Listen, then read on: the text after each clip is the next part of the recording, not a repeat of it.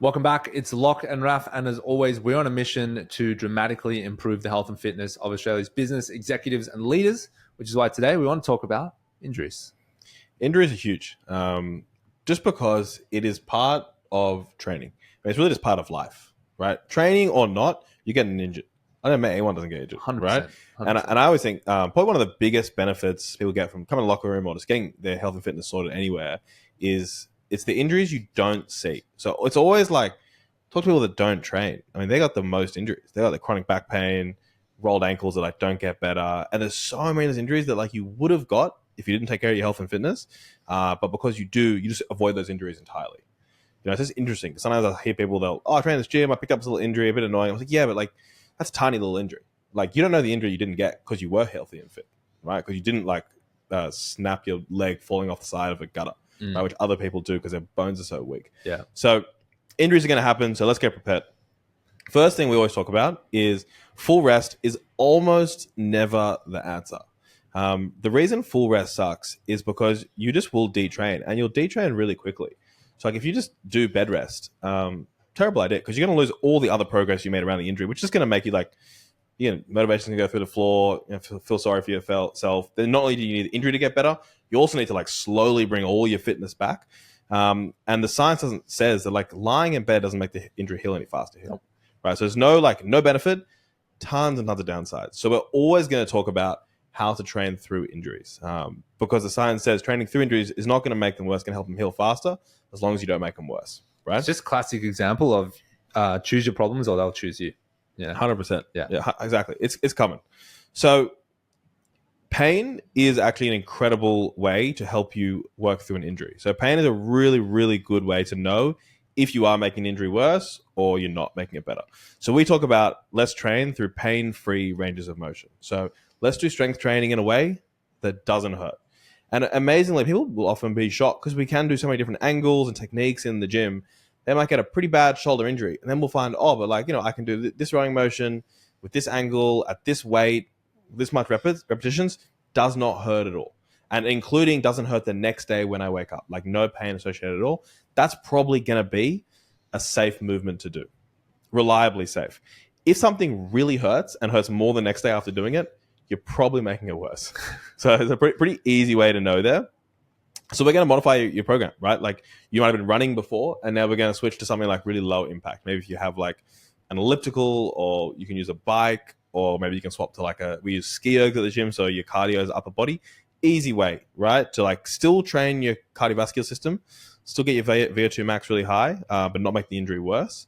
And then obviously you can just focus on other muscles. Like training for injury is awesome because you might get a lower body injury. And we already know that when you increase the volume on different body parts, you're going to see really fast progress in those body parts. So like if you just do less leg training because your legs are injured, you use more upper body training, you're probably going to see way better progress in your upper body than you were ever going to see on your regular program. So it can be an actually exciting way to see progress in other areas. So that's why we love training through it. We'll go into some key strategies to heal a little bit faster.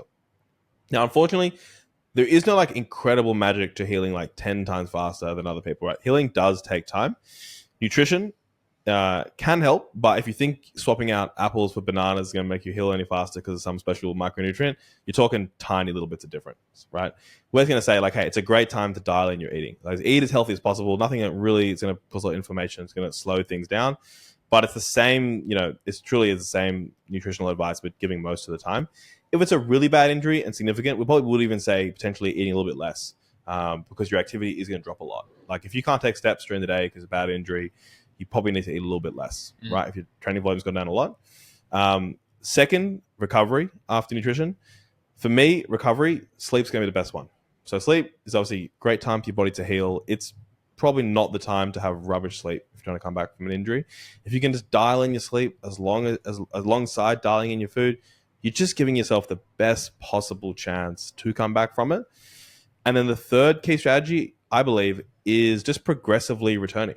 So just progressively coming back from that injury in the gym is going to actually help you heal faster because you're going to stimulate it with blood flow. You're obviously not going to make it worse. And then partly you're just going to build confidence around that area of your body and moving through ranges of motion that used to hurt. Now I've got better. Now you got to build the confidence back up again. I would say, yeah, that last point, confidence, it like can't be understated, can't be overstated how important confidence is. I mean, so many injuries heal and are ready to go, but our confidence in putting that movement or that joint or that muscle under load again is like it's so far gone. It's like, oh no, I don't want to pick up anything. I don't my back. Like people have things where they can't even tie their shoes anymore because they're so worried about their back. It's like the tension in that muscle or the effect in that area is so amplified, so sensitive to our brains that as soon as anything bad happens, we just go, no, I don't want anything to do with it. And so building confidence back in the movement, I think, is a huge part of training. Yeah, it's like you definitely get circuits in your brain where you're like, that thing is going to equal pain. An example is like, if I ever watch someone like, you see someone like doing like some crazy, probably not you because you're pretty flexible, but more tighter people, you see someone doing like some crazy like splits type thing in the gym and you're like, oh man, like looking at that, like that's going to hurt. And they're like, no, it doesn't hurt at all. Yeah. What are you talking about? I'm just doing my splits, bro. Like it's no pain, like it would be for you, just like lifting your arm off the ground. And it's because like in my head that hurts because it probably would hurt if I did it, or if I've tried that in the past, it does really hurt. And it's a little bit like that with injuries, right? You get to a point where you just think, oh, like that's gonna really hurt if I like squat down to that level. Yeah. It's like it's honestly in your head, and you're gonna have to like you have to work up to it, but there's no reason why that should hurt. Yeah, and that's part of training. It's part of training is like doing your back properly, building the movement pattern back, building confidence back. Yeah. So last point on the injuries I want to talk about is sustainability, because sustainability is the unlock, I believe, in health and fitness, is finding things you can do sustainably to see progress in the long term. And the best example of that is that, how much result we can give someone with a really good session at locker room, basically meaningless results for just one session, right? No one's ever like, I did one session, man, I'm sore. See you guys, never. Like you can achieve almost nothing in one session. 50 sessions in like 6 months, like twice a week, you can do quite a lot. You can get someone in pretty good shape, but like you still can't set any world records here. Like you're not going to get unbelievable progress. Only 50 sessions, 500 sessions over 3 or 4 years, we can make huge progress. Huge. Unbelievable, right? Like dramatic. World champion. Yeah, like, well, you can just go from, a weight that you looked at that you couldn't even think about lifting off the, where it rests, like the holder, the rack, to something you can do like 30 times. Yeah. Right? Which is just pretty crazy. And you look totally different in the mirror. So really what that tells you is that all the focus needs to be on like, how can I do something that'll let me do this 500 times? Yeah. And anything what's going to get in the way of 500 times besides like, time and motivation, it's going to be injury. So whatever we can do that will produce results with the lowest chance of injury, not no chance, because nothing has no chance, but the lowest chance of injury is generally going to be what we're going to prescribe. And what I recommend to most people, particularly when you're an executive where like injury is also frustrating for other areas of your life, right? Like your social life and your work.